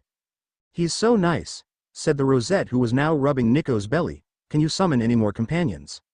No, so far Nico is the only one, but URHM, coughed out Naruto, trying to cover what he had about said. Kakashi said he and Jiraiya would teach me more in a couple semesters. Forehead, are you going to introduce me or not? Huffed the blonde female. This is Naruto Uzumaki and his grandparents Tsunade and Jiraiya of the Sannin, said Sakura, pointing to each of the people standing around the schoolyard. The Sannin? Shouted Ino. Sakura, they're famous, you can't just say that like it's nothing. Wow, imagine how much this girl will freak when she learns who Naruto's guardian is, or who his parents are for that matter, chuckled Jiraiya to himself. Well kid, I see you are already on your way to making friends with a bunch of cute girls, so I'll leave the rest to you, said the sage. See you this evening, Naru-chan. Me and Shizune should be waiting by the front gate, said Tsunade, turning and walking away. So Naruto, do you know any more people who might be in our class? Asked Sakura. Well, there are only two more that I really know. They are Sasuke Uchiha and Shikamaru Nara. Wow, my dad said that our class would be full of clan heirs. Guess he was right, said Ino, who had somehow ended up leading the way into the building and to their class.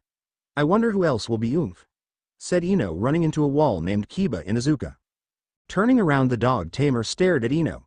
Hello there, babe. Did my awesomeness blind you so much that you couldn't see where you were going and ran into me? Smirked Kiba. Out of my way, you scruffy-looking mutt, said Ino, brushing the dog hairs off of her shirt. Hey, I'm not a mutt, and you Whiskers, what's up with your little dog there? Tell him to stop growling at Akamaru. While the humans had been going back and forth, Akamaru and Nico had been on the ground with fur raised and teeth bared, growling at each other. His name is Nico and he's my summons, said Naruto. Summon, what's that? Said Kiba. That's when you can summon other animals to come and help you, you stupid flea brain, said Ino. UCHH, of course I knew that. Ha, yeah, sure ya did, said Naruto, picking up Nico and moving his way past Kiba and into the classroom. Sasuke, what are you doing here so early?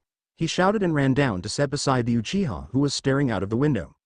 Oh hey Naruto, Itachi dropped me off early before you went off on a mission. Hey Naruto, it's not nice to forget to introduce your friends, said Sakura, moving to sit down next to Naruto. Well, isn't that the pot calling the kettle black? Thought Ino, taking up a seat beside Sakura and closest to the walkway between the desks. Sasuke, this is Sakura and Ino, said Naruto. Hey, said Sasuke, turning back to looking out of the window. Sorry girls, he doesn't say much, said Naruto, handing Nico over to Sakura and Ino, who wanted to pet him.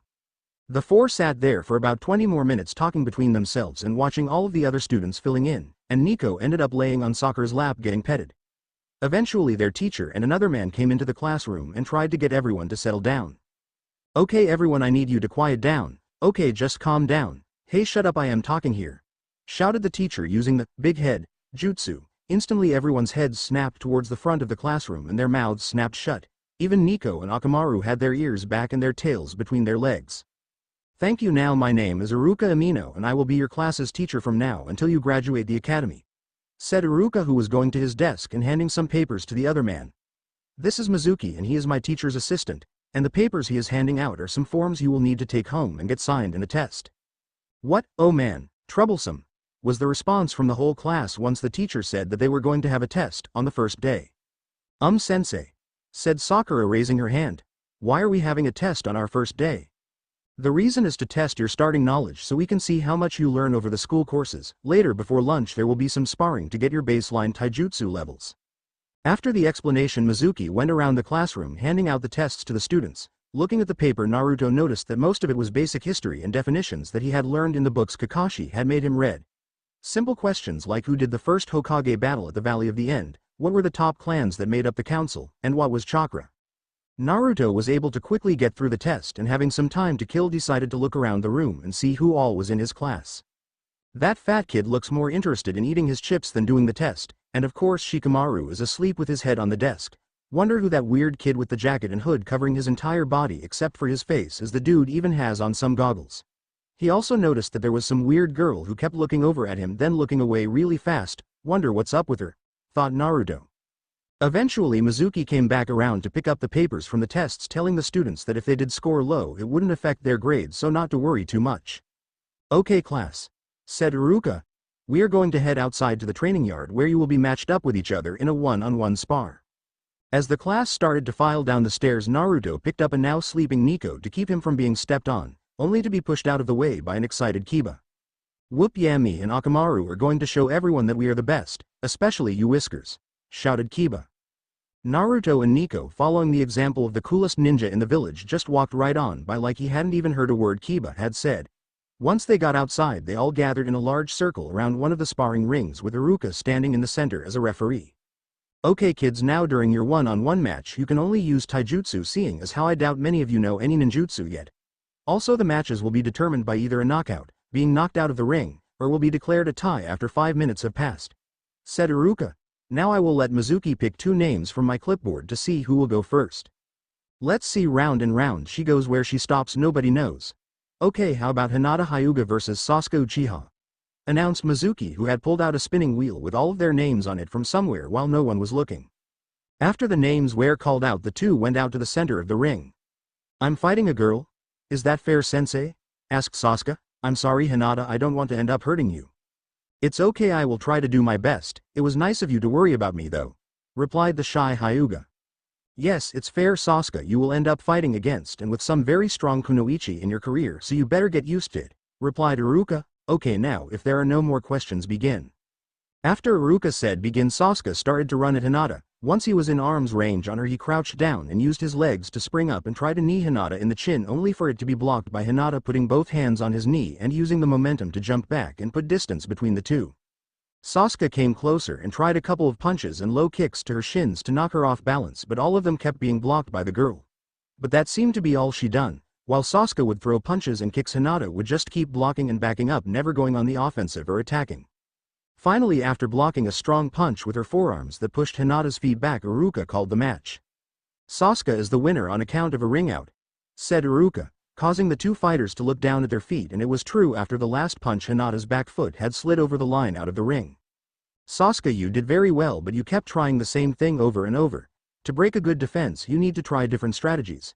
And Hinata, while your defense was good, you never once threw a punch. You need to get over whatever fear is keeping you back," the teacher said, turning the spar into a lesson. As the fighters went back to stand with their friends, Mizuki turned back to his giant spinning wheel and gave it a giant shove. "Okay, will Sakura Haruno and Ino Yamanaka please step into the ring?" As the two girls started their round, Iruka noticed a small white dog and a brown fox-looking animal growling and circling each other. As he got closer, he noticed 2 of his students, Kiba and Naruto, were managing to do a good impersonation of them dogs themselves. "Hey you two," said Iruka, moving to get between his students. "Don't you know you can't bring your pets to school, they need to stay home?" "Akamaru isn't just my pet, I'm Kiba Inuzuka of the great Inuzuka clan, and we use our dogs to fight alongside us in battle," said Kiba, puffing out his chest and taking a pose he deemed heroic. "I'm Naruto and this is Nico," said the blonde, pointing down to the Eevee that had forgotten all about Akamaru for the moment and was sniffing at Iruka's pant legs. "He isn't a pet either, he's my summons," smiled the blonde. "Summons at his age, how is that possible?" thought Iruka. "Well, I think I'm going to let you work off some steam. The 4 of you will be fighting in the next round," he said, pointing at the boys and their companions. Back on the training field, Sakura and Ino were still going at it, though neither one was doing a great job of it. While a lot of punches were thrown, very few were blocked, and neither one took advantage of the openings that were left after the attacks. Finally, after the 5 minutes were up, Iruka called the match and the 2 tired girls left the ring. "Okay, that wasn't too bad, so don't worry, you still have a couple of years before graduation to work on it. Now, instead of doing the next match randomly, I have decided to have Naruto Uzumaki and Kiba Inuzuka face off, since both of them have companions to help them fight." The 2 boys eagerly ran up to the ring, followed by their partners. Once Iruka gave the go-ahead, the 2 boys started circling each other like dogs sometimes do when they are sizing each other up. At some unknown signal, both Kiba and Akamaru shot forward to attack Naruto, who, after seeing the dog tamer start to move, had also leapt towards Kiba. The 2 met in the middle and started to trade blows, but if the first match was a dance, then this was a slugfest. Neither one really had any sort of style or technique other than to just pound the other into the ground. While the 2 humans were slugging it out like they were in a bar fight instead of a ninja academy, Akamaru and Nico were rolling around on the ground, clawing and nipping at each other. After a couple of minutes, Naruto and Kiba jumped back, both panting and looking worse for the wear. Seeing that the match was pretty much over, Iruka called it. Okay, it's a draw, you two, and while you guys have a great amount of stamina, your attacks had no style and you didn't even try to block or dodge. Also, you say you are a dog tamer, Kiba. And Naruto, you claim to be a summoner, but you forgot about the most important part of that, you companions. You just left them to fend on their own. You guys need to work on teamwork with your partners, said Iruka. Your teacher is right, Kit, said Kurama. That was embarrassing to watch you let your anger at Kiba make you forget everything Kakashi has been teaching you. I'm sorry, Kurama, replied Naruto as he walked over to stand by Sasuke and the girls. I really do need to work on the teamwork more. I'm sorry to disappoint you. Nah, you didn't disappoint me. I mean, it was only your first battle after all. But I do have a plan for how you can get better with working with Nico and your future summons. How's that? Replied the blonde. Well, that Kiba kid is in the same boat as you are. I'm not in a boat. Once again, Kit, that is a metaphor. Anyways, you both need the same kind of training and his family is famous for fighting alongside their dogs. So see if you can convince him to get someone in his clan to help you train. He would also make a good sparring partner so you can get used to fighting other people who might have summons, said the Kyuubi. Okay, I'll try, said Naruto, coming back to the outside world just as two more students walked out of the circle. The rest of the time before lunch went by quickly with the clan heirs making short work against some of the no-name students. Though when it came time for the Nara heir to fight, he was nowhere to be found. After Iruka and Mizuki spent 10 minutes looking, they found him lying under one of the trees taking a nap. After poking and prodding him awake, they finally got him into the ring just for him to walk out of it once the match had been called. This earned the Nara after-school detention, which was fine by him since it meant he had more time to sleep before he went home and did chores. After the matches, everyone was excused to go eat lunch, and it being a pretty day, most of the class decided to eat outside instead of the school's cafeteria. Naruto, Ino, Sakura, and Sasuke had all piled around one of the tables outside and were enjoying their lunch. Naruto had packed leftovers from the previous night's meal to eat, and Sakura and Ino were both busy feeding Nico scraps from their plates. Naruto, remembering what Kurama said, started looking around for Kiba. He found the boy and his dog over by the bushes where they were rolling around in the grass. Picking up Nico, Naruto decided to go over and make nice and find some way to get training. Now Nico, don't try to pick a fight with Akamaru. Be nice, said Naruto. We want them to help us, so you have to behave. Replied Nico, not sounding pleased but agreeing anyway. Finally making their way over to Kiba, Naruto put Nico down, who ran off to see what Akamaru was trying to flush out from the bushes. Hey, your name's Kiba, right? Said Naruto. Yeah, what's it to you, Whiskers? Replied Kiba. I will not hit him. I will not hit him, repeated Naruto over and over in his head. After the urge to inflict permanent bodily harm passed, he held out his hand for Kiba to shake it. First off, the name's Naruto, not Whiskers, and I wanted to talk to you about what Iruka-sensei said. What about it? Said Kiba, reluctantly taking Naruto's hand and giving it a shake.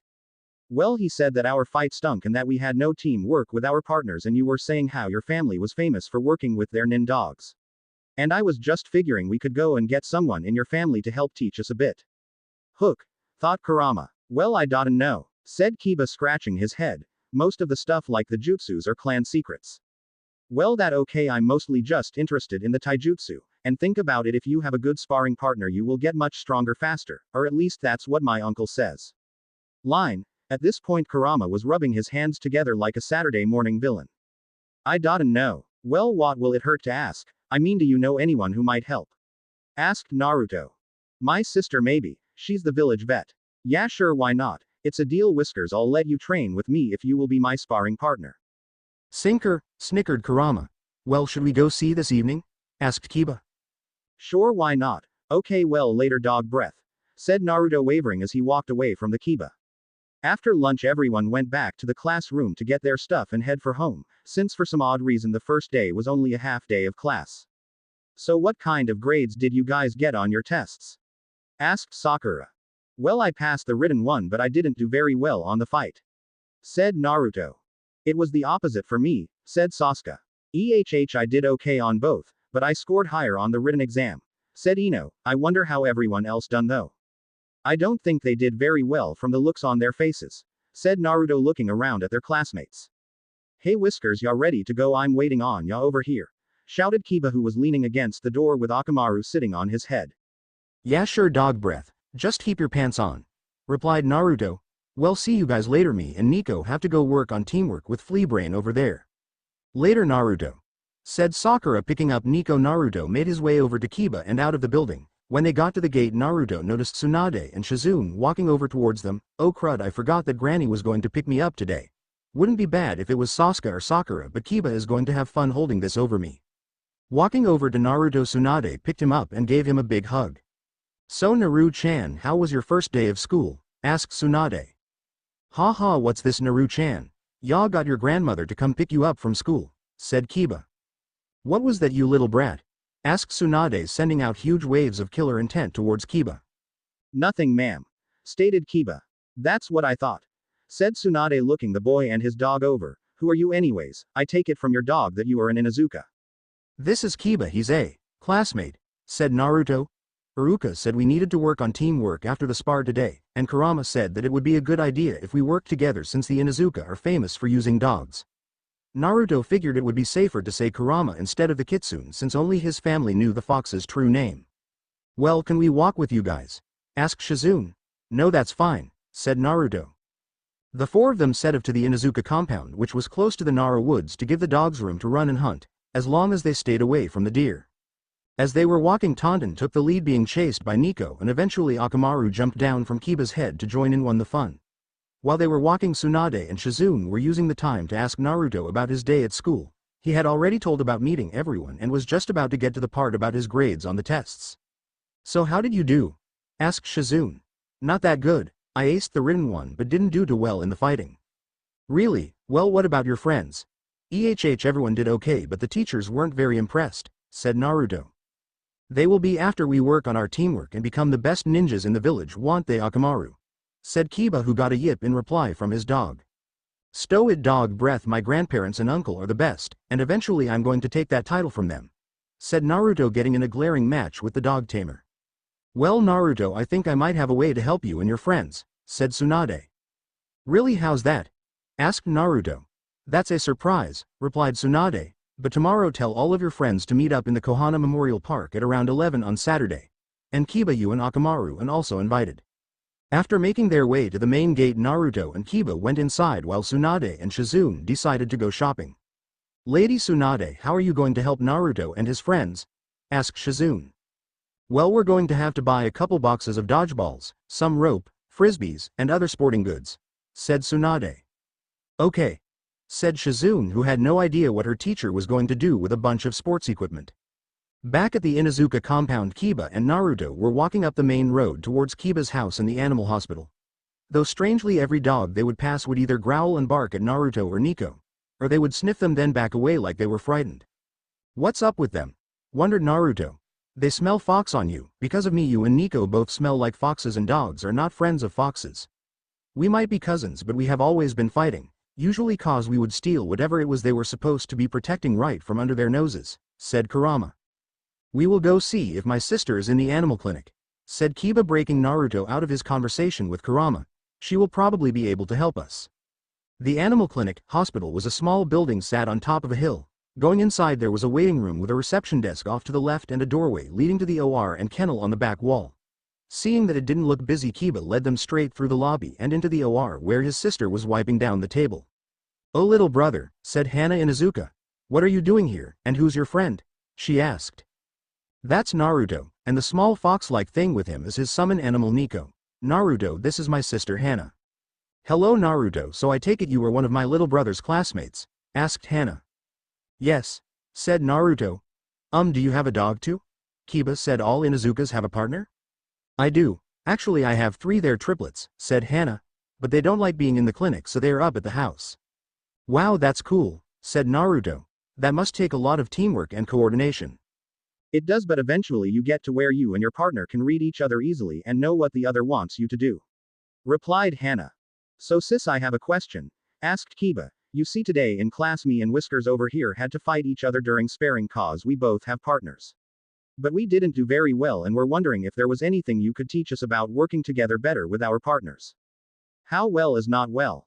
Seeing the look on her brother's face, Hana leaned back onto the operating table to take a minute to think it over. Well, I'm not too busy right now, so I guess I could, but Naruto, you know I can't teach you any of my family's jutsu, right?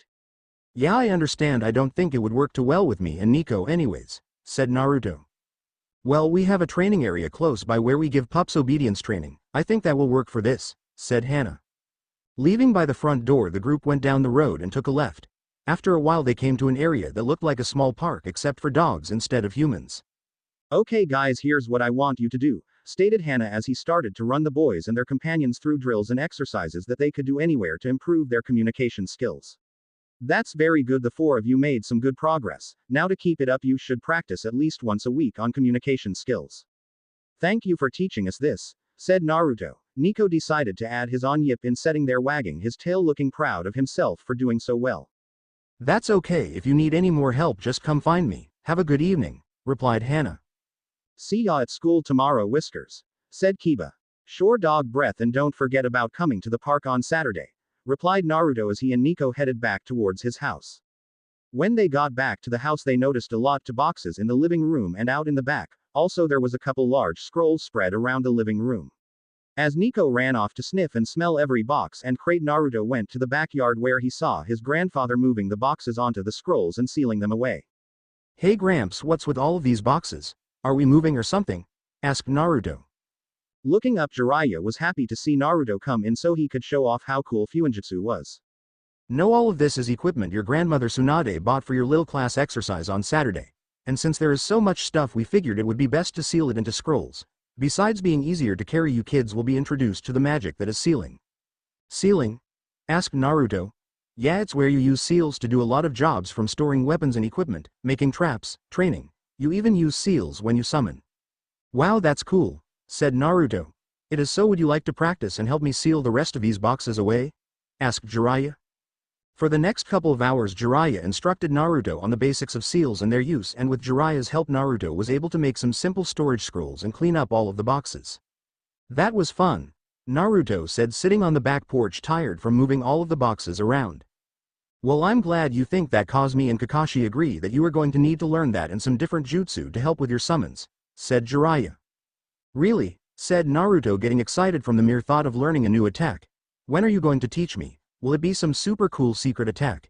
Does it have a cool name like Planet Crusher or Flaming Tornado? Haha, no, but we will probably wait for a couple more months until we start covering any attacks. The rest of the evening was spent with Naruto telling Jiraiya then Kakashi how his day at school and the training with Kiba went. The next day, after everyone had gotten to class, Naruto told his friends and some of the others to come to the park on Saturday for a special training with Tsunade. Upon hearing about the training and about Lady Tsunade, both Lee and Tenten, who Naruto introduced to his friends during lunch, decided to come and see what was up. Saturday Naruto was on his way to the park helping Tsunade and Shizune carry the scrolls that held the equipment. Coming up to the park he saw that most of his friends had already arrived. Sakura and Ino were sitting in the swings talking. Shikamaru was over asleep by a tree with Choji sitting beside him eating some chips. Kiba was chasing Akamaru around while Sasuke was trying to strike up a conversation with Shino. Lee and Tenten were doing some kind of stretching exercise. The only people that weren't hanging out was Hinata and her cousin Neji, who was acting as her escort for the day. Most everyone noticed Naruto when he got there and started gathering up everyone. They all pilled around him and his grandmother and aunt to see what they were doing. Everyone except possibly Shikamaru and Team Guy were wondering what the mountain of scrolls were for, until they were each told to grab one, open it, and try to channel chakra into it. Only a few of the kids were able to channel any of the chakra at all, so instead of going straight into unsealing the stuff, Tsunade and Shizune spent a while on chakra control. After picking up basic chakra control pretty well, Tsunade mentioned something about leaving climbing trees till the next time, so everyone went back to unsealing the scrolls. After everything was out they noticed that the boxes contained belts with flags on them, dodgeballs, lots of tennis balls, rope, and 2 sets of shirts, one red and one blue. What's all of this for, Granny? Asked Naruto, picking up and throwing a tennis ball from hand to hand. Well, this is all equipment to help you all train to be better ninja, said Tsunade. But all of this just looks like gym equipment. How will playing games help us? Asked Sasuke. Go ahead and pick up one of those green dodgeballs, said Tsunade. There were 4 different boxes of dodgeball of different colors in orange, red, yellow, and green. Moving over, Sasuke tried to pick up the dodgeball but found that it was actually incredibly heavy. Heavier than it looks, isn't it? Asked Tsunade. Yeah, I could hardly lift it, said the Uchiha. Well, those are the heaviest. We won't actually be ready to use them for a while, but I will explain how this will help. You guys will be split up into 2 teams for most of the games. The games like dodgeball and catch will teach you how to evade and intercept attacks. Also, with the weight of the balls they will increase your endurance strength and throwing speeds, said Tsunade. After that, Shizune stepped in and continued the instructions. and the games like tug of war, hide and seek, and tag will teach you all evasion, teamwork, tracking all while working on your speed. Troublesome, said Shikamaru. Who's going to be on whose teams? Asked Sakura.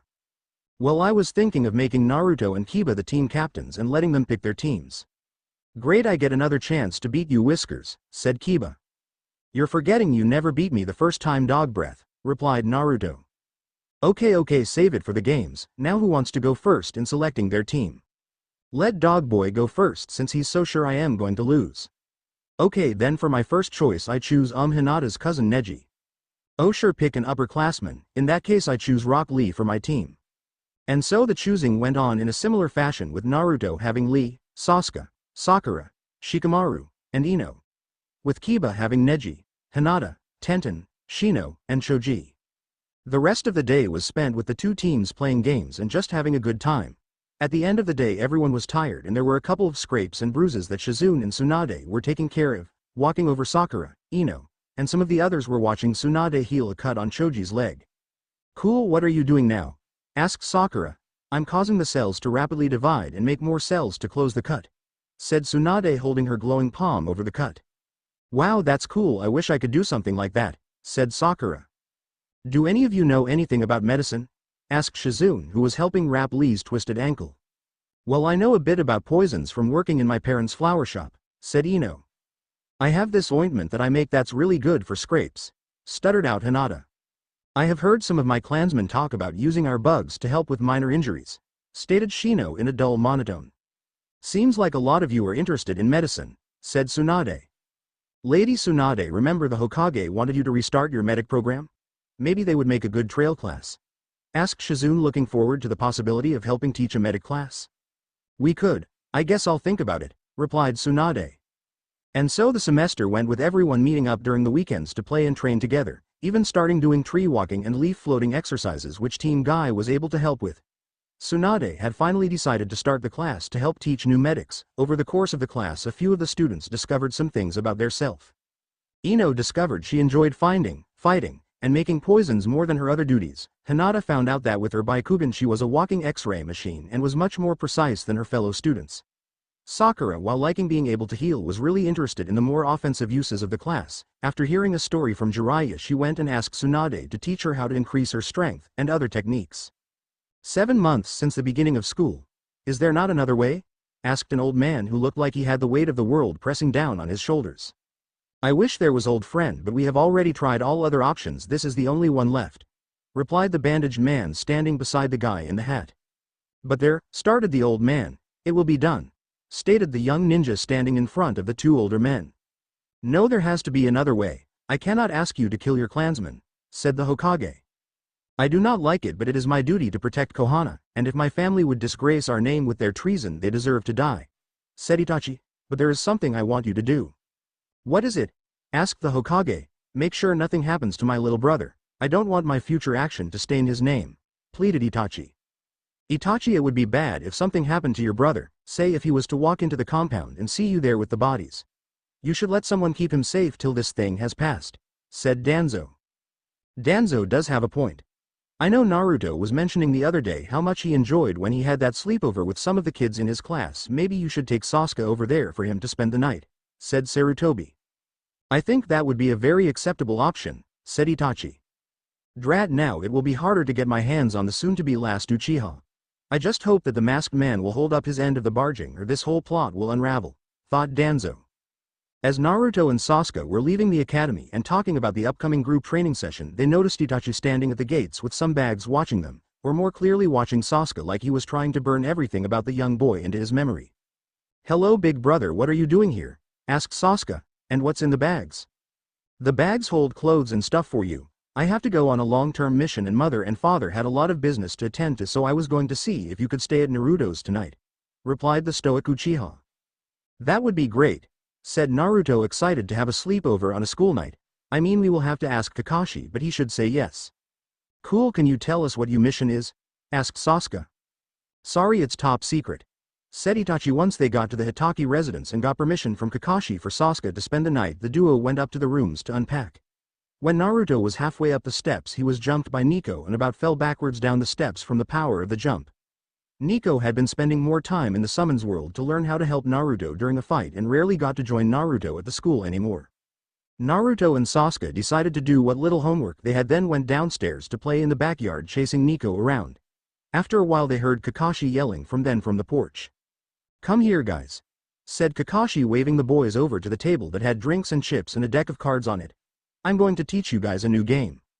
"What is it?" asked Naruto. "It's a really fun card game, but it is also a good tool to teach you skills vital to being a ninja or leading a team," said the silver-haired Jonin. "Really, one card game can do that?" asked Sasuke. "Yep. The last time you were over here Shikamaru told you all that shogi was a good way to learn strategy." "Well, he is partially right. Shogi and chess are great tools if you want to learn how to command a lot of troops, but for squad-based tactics it's too stiff. Poker on the other hand teaches you how to read your opponent, keep a straight face, and learn to bluff and change a plan on the go." "That's cool," said Naruto. "Your grandfather's prize student even once said that a good leader will study chess but a great leader will play poker," said Kakashi, trying to skirt over the fact that Jiraiya's prize student was Minato. The three of them played a few hands of cards, then as the sun went down Kakashi sent the two off to bed so they would be rested for school the next day.